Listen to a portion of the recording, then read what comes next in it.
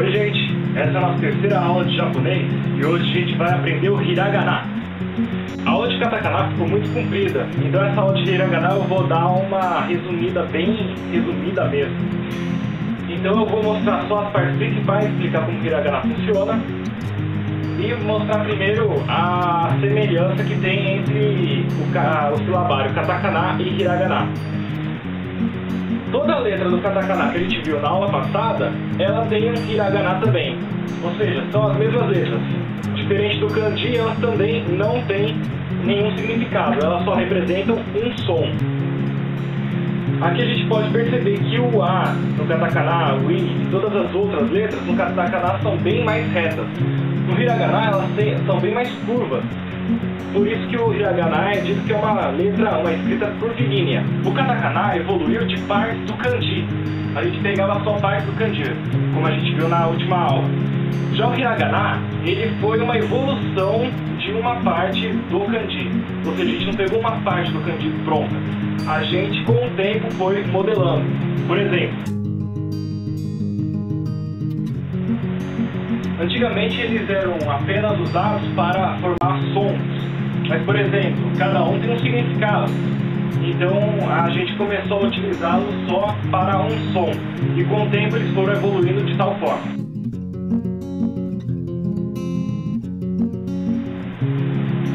E depois, essas formas aqui mais curvilíneas desses kanjis foram evoluindo ainda mais, até se tornar os hiraganas de hoje em dia. Esse aqui virou o su, esse aqui virou o te, e esse virou o ko. Então foi assim que os hiraganas vieram do kanji. O kanji foi evoluindo de uma forma curvilínea até ele se transformar nos hiraganas que a gente conhece hoje. Os hiraganas são basicamente para escrever palavras japonesas, diferente do katakana que a gente utilizava para escrever palavras estrangeiras. O hiragana, então, a gente vai utilizar para completar o sentido de um kanji, ou então para escrever algumas palavras difíceis, ou então, no caso que a palavra é raramente escrita com kanji, ou seja, o kanji é muito raro de se ver. A gente começou estudando katakana, mas no Japão as crianças começam estudando hiragana, pois elas já vão começar escrevendo palavras japonesas. Portanto, em livros infantis, se espera que as crianças não tenham um conhecimento ainda de kanji e nem tanto assim de katakana, até as palavras que deveriam ser escritas com katakana são escritas em hiragana. Como nós vimos na aula de katakana, algumas letras aceitam esses risquinhos que alteram o som. Por exemplo, aqui, copiando a letra de lá, eu tenho um K. Com dois risquinhos, eu transformo em Ga. O nome desses dois risquinhos é Dakuten. Eu também tenho aquelas bolinhas. Por exemplo, aqui eu tenho um Ha. Aqui é o K, que virou Ga. E aqui eu tenho o Ha. Como a gente viu no katakana, o Ha com o Dakuten vai virar Ba. Mas se eu colocar aquela bolinha, que o nome é Handakuten, ao invés de Ba, ele vai virar Pa. Na verdade, antigamente no Japão, mesmo quando já existia o hiragana, a gente não utilizava os dakuten, os risquinhos. Na verdade, os japoneses eles escreviam tudo igual. Por exemplo, esse caractere aqui, que é o Ha, eles utilizavam ele tanto para fazer o som de Ha, como Ba e Pa. Esse aqui, que é o Ta, eles usavam tanto para Ta como para Da. Então, como diferenciar? Na verdade, os japoneses eles diferenciavam pelo contexto. Dependendo da palavra, da frase, então, eles sabiam se eles tinham que ler um ou outro. Mas, por volta lá dos anos em que os missionários portugueses estavam em missões no Japão, eles acharam muito difícil, muito complexo. Então, eles deram a ideia de utilizar alguma acentuação, alguma anotação, para poder ter essa diferença. Então, foi a ideia dos portugueses de que, por exemplo, se aqui é Ha, vou colocar algum acento, alguma sinalização para dizer que o som é outro. Então, ficou esses risquinhos vindo da ideia dos portugueses, dos missionários portugueses. Mas também vimos que às vezes a gente precisa cortar ou alongar o som. No hiragana é um pouquinho diferente. Lá no katakana, quando a gente queria cortar um som, a gente utilizava um tsu pequeno. No hiragana é a mesma coisa. Por exemplo, aqui eu escrevi moto. Moto. Aí se eu quiser escrever a palavra moto, então eu vou utilizar um tsu pequeno. Esse aqui é o tsu em hiragana. Mas, para alongar, lá no katakana a gente colocava aquele risquinho, certo? Esse traço. No hiragana a gente não tem esse traço. A gente alonga a vogal, a gente repete a vogal. Por exemplo, se eu quiser alongar o som de um K, como ele termina em A, eu vou colocar um outro A. Mas nem sempre é assim.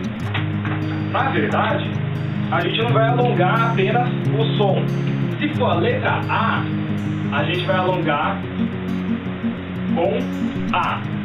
Se for I ou E, a gente vai alongar com I. Ou seja, se tiver um E no final, a gente não vai alongar com outro E. A gente vai alongar com I. Se tiver um U ou um O, a gente vai alongar com a letra U. E há raras ocasiões que a gente vai utilizar ou o O ou o E. Vou dar um exemplo. Temos a seguinte palavra.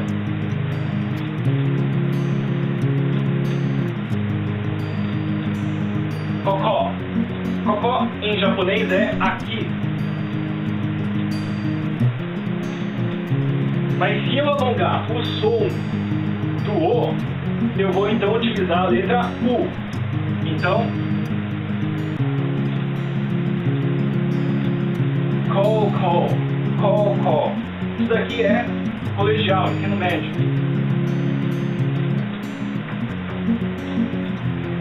Então altera o sentido se a gente não prestar atenção. Então, Kokó aqui, Kokó colegial.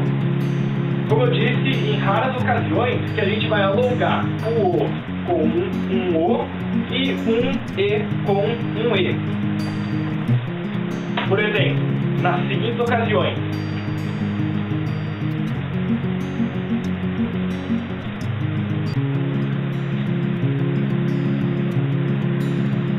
A palavra oki significa grande. Aqui eu alonguei o som de O com um outro O. Ou então, outra palavra.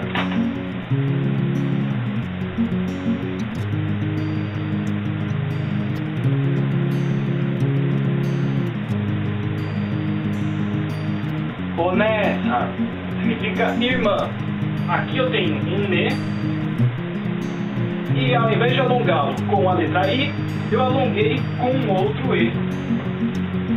Então, são bem raros os casos onde a gente vai alongar o som do E com outro E e O com outro O. Normalmente o O a gente alonga com um U e o E a gente alonga com um I. Então agora eu vou dar uma frase em japonês toda escrita em hiragana só para mostrar de exemplo.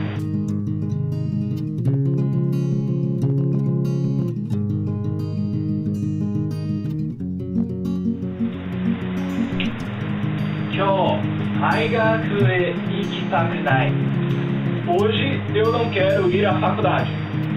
Aqui eu tenho kyo, que significa hoje.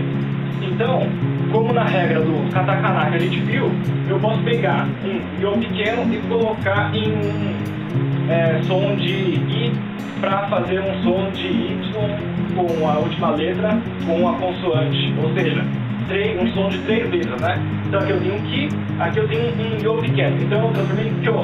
Só que a gente alonga o som. Então termina em o som do yo. Então eu alonguei com a letra U. Então, kyo. Aqui eu tenho daigaku. Daigaku é faculdade. Então, eu não leio gaku, eu leio gaku. Eu corto um pouco o som. Então aqui eu tenho um tsu pequeno. Então, daigaku. Aqui nós temos um re. Mas acontece que esse re, ele está tendo aqui a função de partícula. Mais pra frente a gente vai ver as partículas. Então aqui a gente não lê com o som de re, que é o HI. A gente lê apenas com o som de e. Então, daigaku e ikitakunai. Aqui eu estou falando que eu não quero ir. Ikimasu é ir. Então aqui, iki, eu peguei a parte. Tá, se a gente terminar um verbo com tai, é porque eu estou expressando desejo, então querer ir. Mas eu finalizei, ao invés de terminar com tai, eu terminei com kunai, que é negação. Por enquanto é um pouco complicadinho pra gente ver, mas mais pra frente a gente vai ver, vai facilitar. Então, ikitakunai, não quero ir. E aqui essa bolinha no final tem a mesma função de um ponto final. Então, gente, por hoje é só. Aqui na descrição do vídeo eu vou deixar o endereço do nosso site, onde tem jogos online, tutoriais de mangá e as nossas videoaulas de japonês. Eu também vou deixar lá no blog todos os hiraganas, né, a tabelinha de hiragana com todas as direções e ordem dos traços. Se você gostou da aula, clique aqui embaixo no joinha, no gostei, favorite o nosso vídeo e para continuar recebendo mais videoaulas, se inscreva aqui no nosso canal, ok? Tchau, tchau!